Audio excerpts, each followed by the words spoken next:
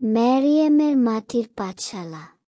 ম্যারিয়ামের মাটির পাঠশালা। গ্রামের এক কোণে ছোট্ট এক মেয়ের নাম ম্যারিয়াম। সে ছিল খুব কৌতূহলী, সবসময় কিছু না কিছু শিখতে চাইত। তার দাদু ছিলেন একজন অভিজ্ঞ কৃষক। প্রতিদিন সকালে ম্যারিয়াম তার দাদুর সঙ্গে খেতে যেত। শুধু খেলা নয়, শিখত। একদিন সে দেখল, বীজ না ভিজিয়ে বপন করায় অনেক বীজই অঙ্কুরিত হচ্ছে না।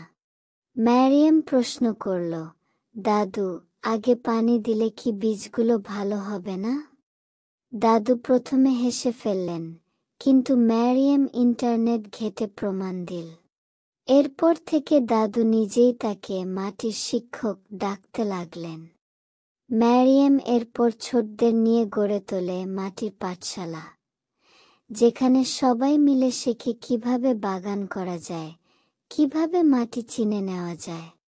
বাচ্চারা আনন্দে ভরে ওঠে, আর গ্রামে এক নতুন পরিবর্তনের হাওয়া বইতে থাকে। এই ছোট মেয়েটির ছোট্ট প্রশ্ন একদিন পুরো গ্রামের চাষের ধরনই বদলে দিল।